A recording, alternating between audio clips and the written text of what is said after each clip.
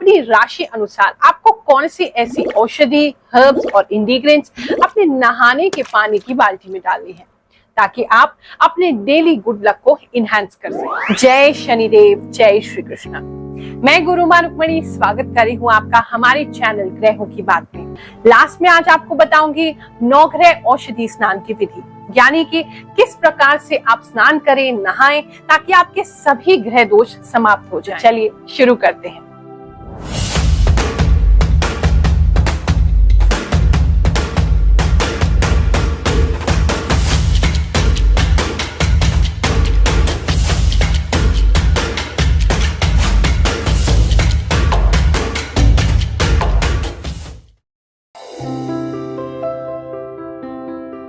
तो चलिए दिखाती हूँ आपको कि नहाने के पानी की बाल्टी में आपने रोजाना क्या मिलाना है ताकि आपका डेली पूरा दिन लकी हो जाए। अगर आपकी राशि मिथुन राशि है यानी कि जेमिनी राशि है, या फिर आपके नाम का प्रथम अक्षर इनमें से किसी एक अक्षर से प्रारंभ हो रहा है, आपने नहाने की पानी की बाल्टी में 2 प्रकार की चीजें मिलानी है। सबसे पहली है औषधि। मैं आपको 2-3 ऑप्शंस दूंगी, उनमें से कोई सी भी औषधि आप मिला सकते हैं। दूसरा मिलाना है आपने एरोमा ऑयल, जो एसेंशियल ऑयल होता है, यानी कि जो फूलों से जो रस निकाला जाता है, वो एसेंशियल ऑयल इस प्रकार की बॉटल में आता है। 2 से 3 ड्रॉप आप डेली उसका यूज कर सकते हैं। औषधि में आपने यूज करनी है जो हरी इलायची है उसका यूज कर सकते हैं, नहीं तो जो जायफल होता है उसके पाउडर का यूज कर सकते हैं। सुगंधी में आपने जो यूज करना है वो है लोटस का जो एसेंशियल ऑयल होता है उसको यूज कर सकते हैं। इसके अलावा एलोवेरा का जो ऑयल होता है उसको भी यूज कर सकते हैं, या चंपा का ऑयल यूज कर सकते हैं। एरोमा ऑयल जो है आपने उसको लेना है और उसको लेकर के आपने अपने नहाने के पानी की बाल्टी में 2-3 बूंद इसके डाल लेने हैं। नहाते समय हमेशा ही पैरों से स्टार्ट करें। सबसे पहले अपने दोनों पैरों पे पानी डालें, अपनी थाइस पे पानी डालें, उसके बाद पेट पर, छाती पर, हाथों पर और लास्ट में अपने सर पर पानी डालें। इससे हार्ट अटैक का खतरा और ब्रेन स्ट्रोक का खतरा नहीं रहता है। अब इसके पीछे भी रीजन समझ लीजिए। आपने बहुत सारे बुजुर्गों को ऐसे कहते हुए सुना होगा या ऐसी खबरें सुनी होगी जहां पर नहाते समय उनका पैर फिसल गया। वो इसलिए होता है क्योंकि जब हम नहा रहे होते हैं, ब्लड फ्लो है जो कि ऊपर से नीचे को जाता है, उसमें हैम्परिंग होती है, यानी कि सीधा सर पे पानी डालने से आपके क्लॉट्स भी जम सकते हैं। इसलिए heart attack, brain stroke, brain haemorrhage, चक्कर आना, नमनेस फील होना, पैरालिसिस होना, ये सारी चीजें पॉसिबल हैं। तो आप हमेशा ही पैरों से स्टार्ट करके फिर लास्ट में सर से स्नान करें। आगरा इलाका हूँ, अब मैं यहाँ दिल्ली में रहता हूँ।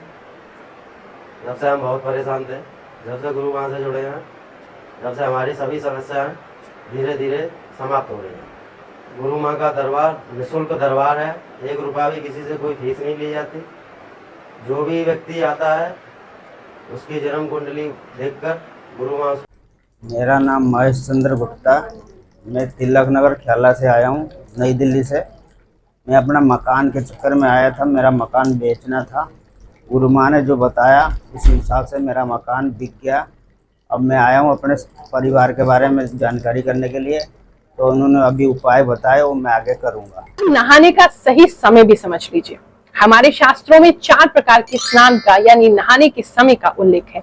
सबसे पहले होता है देव स्नान, यानी कि सुबह के समय, सनराइज के समय जब सूर्य उदय होता है उससे 1 घंटा पहले जो स्नान किया जाता है उसे हम देव स्नान कहते हैं।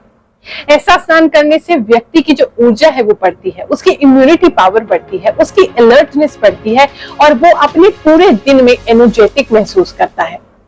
दूसरा स्नान होता है मनुष्य स्नान, यानी कि सूर्य उदय हो गया है, सूर्य देवता आ चुके हैं, उनके 1-2 घंटे बाद आप स्नान कर लेते हैं, तो ये भी इतना बुरा नहीं है। ऐसे में भी बीमारियों से छुटकारा मिलता है। अब मान लीजिए कि आप इसके भी बाद नहाते हैं, यानी कि 12 बज गए दोपहर के और उसके बाद नहा रहे हैं, तो इसे कहते हैं राक्षस स्नान। राक्षस स्नान से किसी प्रकार का लाभ नहीं होता है, उल्टा आपका डाइजेस्टिव सिस्टम वीक होता है, आपकी इम्यूनिटी घटती है, बीमारियां होने के चांसेस आपको और ज्यादा बढ़ जाते हैं और जितनी एनर्जी आपको थोड़ी बहुत होगी वो भी निकल जाती है, ड्रेन हो जाती है। और चौथा होता है सबसे खतरनाक प्रेत स्नान, यानी कि जो भी सूर्य अस्त के बाद स्नान करता है, सूर्य अस्त के बाद नहाता है, ऐसा व्यक्ति तो भैया मृत के समान है, उसे किसी प्रकार का कोई लाभ नहीं मिलता है। और एक और कैटेगरी है जो कलयुग में शुरू हो गई है, वो है नौ स्नान, यानी कि जो व्यक्ति नहाता ही नहीं है उसको तो भैया क्या ही कह दे। जय श्री कृष्ण। अब मैं आपको बता रही हूँ नवग्रह औषधि स्नान की विधि। घर में आपको लगता है कि सभी लोग जो है उनको कोई ना कोई समस्या आती रहती है, सभी के ग्रह जो है वो बैलेंस में नहीं है, सभी के ग्रह कुछ ना कुछ खराब चलते हैं। तो ऐसी स्थिति में हमें नवग्रह औषधि स्नान करना चाहिए।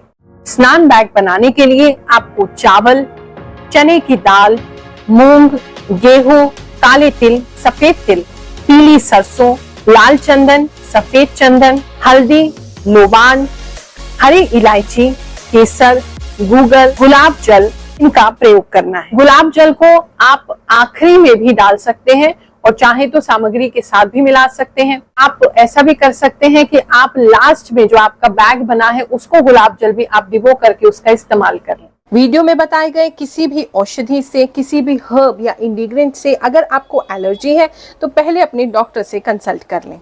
एक सिंगल बैग आप बना सकते हैं, एक ही बैग से आपका पूरा परिवार डेली नहा सकता है। बड़ी सिंपल सी विधि है।